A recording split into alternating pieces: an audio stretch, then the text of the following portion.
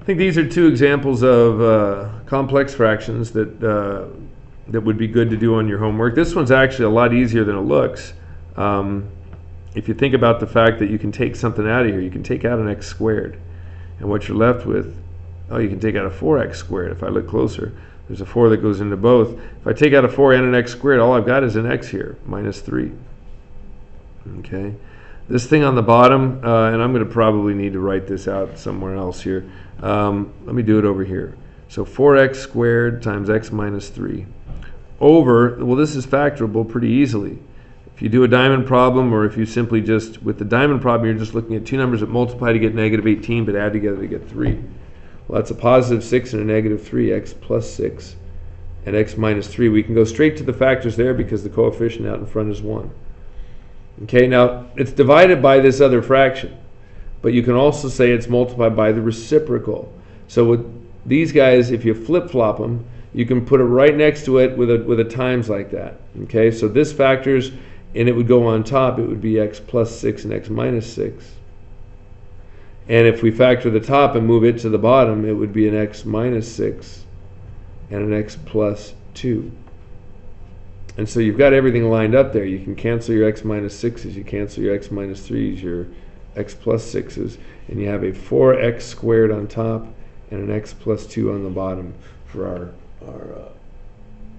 reduced, fully reduced problem. What we'd like to do here is be able to get a fraction over a fraction so that I can turn this thing around and multiply by the reciprocal.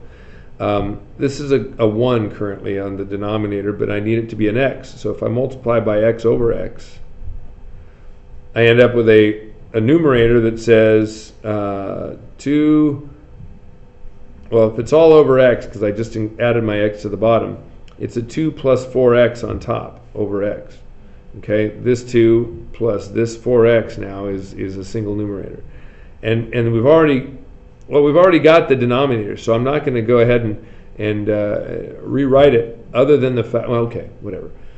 2x plus 1 over 5x squared. So we have a fraction over a fraction, which is the same thing as saying I have a fraction times the reciprocal of this fraction. Divided by a fraction is the same thing as multiplied by the reciprocal. So I'm going to switch this thing around here too, because usually we put the x term out in front. So 4x plus 2 over x, that's just the numerator again, times the reciprocal of this, 5x squared over 2x plus 1. Now it looks like there's a couple things we can kind of factor, but there's more than meets the eye. Up here, these are both even. And I've seen some folks try and take a 4 out of here or take a 2 out and forget what you have left. If you're only taking 2 out of here, you still have a 2x left, but it should be a plus 1. That's on top and that's on the bottom, so I can reduce those guys. This x goes into that, cancels one of these. I have a single x here, I have an x squared up there. Cancel the 2, it's now an x to the first power. Well, everything just disappeared from the bottom, and I have left a 2 and a 5x, which gives me a grand total of 10x as my final answer.